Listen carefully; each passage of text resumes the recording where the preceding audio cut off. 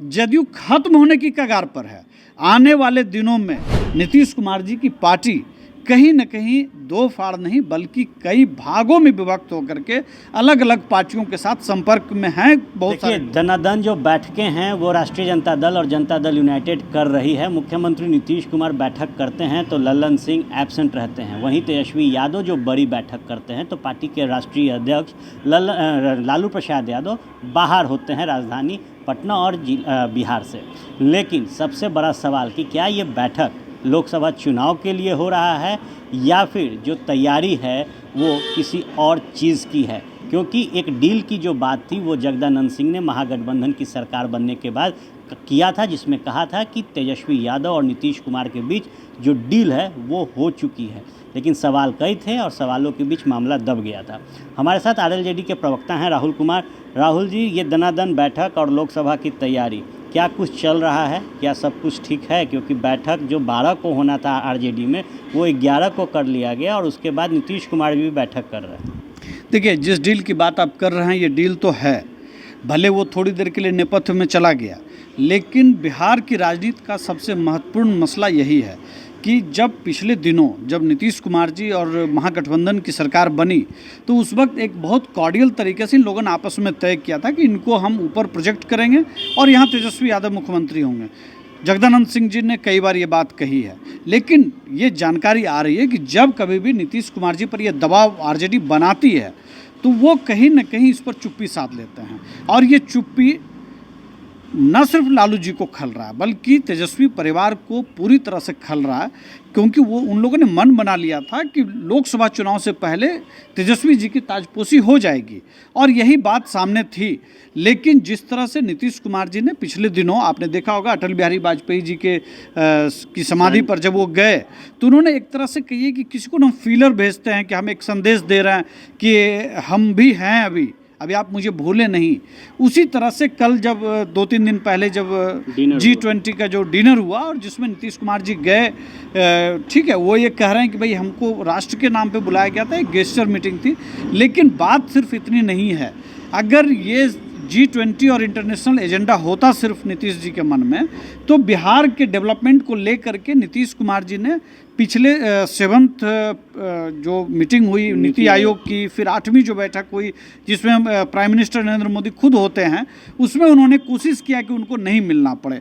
कहीं न कहीं बिहार के डेवलपमेंट को लेकर के उन्होंने एक कहिए कि एक तरह से उनको ताक पर रखा अपनी राजनीति को साधने के लिए।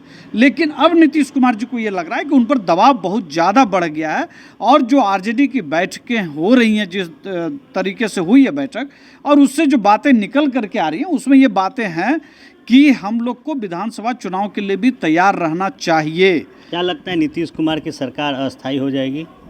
देखिए, लालू जी ने बहुत स्पष्ट तौर पर जब ये किया था, जब ये डील, उस वक्त ये स्पष्ट क्लियर संदेश था। लेकिन नीतीश कुमार जी का जो पूरा कल्चर रहा राजनीति का वो 2 फेज़ में आप उसको देखेंगे। पहले फेज़ में जब वो एक घटना घटती है, रेल दुर्घटना होती है तो नीतीश कुमार जी इस्तीफ़ा दे देते हैं। 2014 में जब चुनाव वो हारते हैं तो नैतिक तौर पर वो इस्तीफ़ा दे देते हैं। लेकिन दूसरी पारी पोस्ट मांझी है, जो मांझी जी को मुख्यमंत्री पद से वो हटाते हैं, उसके बाद का जो दूसरा दौर है उसमें उनका केंद्र सिर्फ और सिर्फ राजनीति के केंद्र में रहना है, मुख्यमंत्री के पद पर बने रहना है। और यही कारण है कि 43 सीट आने के बावजूद उन्होंने नैतिकता के आधार पर इस हार को स्वीकार नहीं किया, बल्कि उन्होंने कुर्सी को बनाए रखने के लिए पहले बीजेपी को उन्होंने मनाया किसी तरह से और उसके बाद फिर महागठबंधन में जब बीजेपी में दबाव बढ़ने लगा तो फिर उनको लगा कि इनको हम एक दें कि भाई प्रधानमंत्री और इस तरह से। लेकिन लालू जी ने भी ये समझा कि मुझे लगता है कि लालू जी को भी ये लगा कि चलो 1 साल की बात है। लेकिन नीतीश कुमार जी अब घाघ पॉलिटिशियंस में है। अब यहाँ पे लालू जी और नीतीश कुमार जी में सहमत का खेल चल रहा है और ये लालू जी हर बैठक में दिखा रहे हैं, चाहे वो पटना की बैठक में जिसमें दूल्हा बदलने की बात हो या बेंगलुरु में या जिस तरह से राहुल गांधी को लेकर के मटन का जो वीडियो आया राहुल गांधी की तरफ से, तो कहीं न कहीं लालू जी भी अपनी तरफ से सारे घोड़े खोल रखे हैं और वो सारे अल्टरनेटिव पे बात कर रहे हैं। वो बात कर रहे हैं कि हम कोऑर्डिनेशन कमेटी में हैं, पर्दे पर कोऑर्डिनेशन कमेटी दिख रहा है, लेकिन पर्दे के पीछे लालू परिवार इस बात के लिए सतर्क है कि अगर नीतीश कुमार हमको वो गद्दी नहीं देते हैं या देने में अनिच्छुक होते हैं, तो कहीं ना कहीं हमको आने वाले दिनों में तेजस्वी के नेतृत्व में सरकार बने, इसके लिए अगर इस सरकार को जाना भी पड़े तो उस हद तक जा सकते तो क्या लगता है, बार बार गच्चा देने की आदत नीतीश कुमार की है, पहली बार गच्चा मिलने की तैयारी में भी रहेंगे?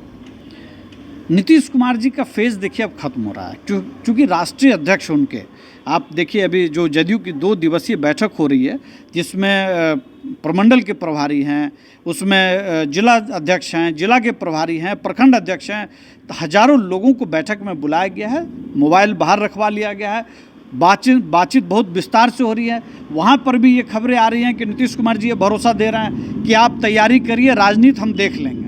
तो कहीं ना कहीं नीतीश कुमार जी भी अपने कार्यकर्ताओं की जो घबराहट है इस गठबंधन को लेकर के, उसको वो शांत करने की कोशिश कर रहे हैं। ये बातें छन करके आ रही हैं वहाँ पे, तो निश्चित तौर पर नीतीश कुमार जी भी इस दबाव को महसूस कर रहे हैं और उनके एजेंडे से पूरी तरह से बिहार बाहर जा चुका है। वो प्रधानमंत्री बनना चाहते हैं एक तरफ, तो दूसरी तरफ सीएम का पद भी नहीं छोड़ना चाहते हैं। और तीसरी बात ये कि उनके जो राष्ट्रीय अध्यक्ष हैं, मैं पहले भी ये बात कह चुका हूँ, मैं फिर आज दोहरा रहा हूँ कि जितने मिनट या जितने घंटे वो नीतीश कुमार जी के बारे में नहीं सोचते होंगे, उससे ज़्यादा समय वो आज तेजस्वी जी के संपर्क में हैं। भले बीमारी का बहाना बना के या दांत दर्द का बहाना बना करके वो मीटिंग में नहीं जा रहे हों, लेकिन क्षेत्र में तो जा रहे हैं, सभी जगह वो दिख रहे हैं। लेकिन जिस तरह से बैठक में नहीं गए हैं, तो कहीं ना कहीं ये संदेश तो है कि कुछ तो गड़बड़ है। गड़बड़ होती है तो क्या टूट के कगार पर जेडीयू है? जदयू टूट के कगार पे नहीं है, जदयू खत्म होने की कगार पर है। आने वाले दिनों में जैसे जैसे आप देखेंगे दिन गुजरेगा, नीतीश कुमार जी के सामने विकल्प अब घटते चले जाएंगे और ये विकल्प जैसे जैसे घटेगा, नीतीश कुमार जी की पार्टी कहीं न कहीं 2 फाड़ नहीं बल्कि कई भागों में विभक्त होकर के अलग अलग पार्टियों के साथ संपर्क में हैं। बहुत सारे लोग आज भी उनके पूर्व विधायक, बहुत सारे ऐसे लोग हैं जो दूसरी पार्टी के अध्यक्षों के साथ दिल्ली और पटना में मिल रहे हैं। कई ऐसे उनके सांसद हैं मौजूदा जो बीजेपी और दूसरी पार्टियों से मुलाकात कर रहे हैं। कुछ हमारी पार्टी से भी संपर्क में हैं, कुछ लोजपा के संपर्क में हैं। तो कहीं ना कहीं ये बात आप क्लियर समझिए कि आने वाले दिनों में तेजस्वी जी का जो परिवार है, तेजस्वी जी, लालू जी, ये लोग भी समझौता करने के मूड में नहीं होंगे या नहीं हैं और नीतीश कुमार जी के सामने भी फिर से पलटने का बहुत दबाव है। लेकिन शायद इस बार नो चांस। कम शब्दों में जानना चाहेंगे, मध्य अवधि चुनाव 25 से पहले या नया एक मुख्यमंत्री? देखिए, नीतीश कुमार जी ने तो कहा ही है कि बिहार में और देश में चुनाव जल्दी हो सकता है। तो ये बात 1 नेशन 1 इलेक्शन को लेकर के नहीं था। नीतीश कुमार जी अक्सर कुछ ऐसी बात करते हैं जिसका कहने का मतलब उनका कुछ और होता है और जब वो घटना घटने लगती है तब लोगों को लगता है कि अच्छा उन्होंने तो ये बात कही थी। तो निश्चित तौर पर नीतीश कुमार जी जो वो कह रहे हैं कि बिहार के अंदर चुनाव या इस देश के अंदर चुनाव कभी भी हो सकता है, तो मैं ये बात कहूँगा कि लोकसभा चुनाव अपने समय पर होगा और बहुत संभव है कि तेजस्वी जी की जो आकांक्षा है और नीतीश कुमार जी के सामने जो ये एक दुराग्रह की तरह आ चुका है कि अब हम कैसे उस कमिटमेंट को, वहाँ भी संयोजक नहीं बनते हुए दिख रहे हैं, प्रधानमंत्री पद को लेकर के कहीं कोई संभावना नहीं है और यहाँ सीएम पद भी वादे के अनुसार छोड़ना है। तो कहीं ना कहीं दोनों के अंदर एक विवाद की स्थिति तो है और ये विवाद भले अभी बीजेपी या एनडीए की तरफ फेंका जा रहा हो, लेकिन उनके अंदरूनी विवाद अब पटल पर धीरे धीरे आने लगे हैं। देखिए, पटल पर जो विवाद है वो आने लगे हैं। वादा नीतीश ने भी किया होगा, ये दावे हो रहे हैं, लेकिन वादे कितने नीतीश जी पूरा करते हैं सियासी तौर पर ये जग जाहिर है। और वादों के बीच जो दबाव भतीजा तेजस्वी का नीतीश कुमार के ऊपर है, बड़े भाई लालू प्रसाद यादव का है, जो दरवाजे बीजेपी ने बंद कर दिए हैं, अपने कहीं ना कहीं दूर जाते नज़र आ रहे हैं। तो इन दबावों के बीच बिहार की जो सियासत है वो निश्चित तौर पर 2025 के विधानसभा चुनाव से पहले करवटें ले सकती है। आप बने रहे फर्स्ट बिहार के साथ, खबरों का सिलसिला यूं ही चलता रहे। धीरे धीरे से मेरी जिंदगी में आना, धीरे धीरे से दिल को चुराना। नमस्कार, मैं अनुराधा पौडवाल 26 नवंबर को पैनोरमा स्टार सीज़न 6 के कार्यक्रम में पूर्णिया बिहार आ रही हूँ। मुझे पैनोरमा ग्रुप के निर्देशक संजीव मिश्रा जी ने बुलाया है, तो हम सब मिलते हैं पैनोरमा ई होम्स में शाम 7 बजे। नमस्कार। ये लो मुंह मीठा करो, आज मैंने अपना जॉब छोड़ दिया। अब हम पूर्णिया वापस जाएंगे। जॉब छोड़ दिया है? मतलब ये घर कैसे चलेगा? हम करेंगे क्या? और माँ बाबूजी क्या बोलेंगे? इसलिए मैं एक और मिठाई का डब्बा लाया। अपने बिजनेस के लिए लोन अप्रूव हो गया। अरे लोन अप्रूव हो गया वो तो ठीक है, लेकिन पूर्णिया में हम रहेंगे कहाँ? अपना घर भी तो नहीं है वहाँ। इसलिए तो एक और मिठाई का डब्बा अलग से लाया हूं। हमने पूर्णिया में घर ले लिया है, पूर्णिया के ई होम्स पैनोरमा में। पूर्णिया में पैनोरमा ग्रुप लेकर आए हैं ई होम्स पैनोरमा। बड़ा घर, आलीशान जिंदगी और अत्याधुनिक सुविधाओं के संग। अरे अरे, अब क्यों मुंह मीठा करवा रही हो?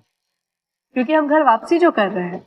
घर वापसी की खुशी पूर्णिया में ई होम्स पैनोरमा के संग।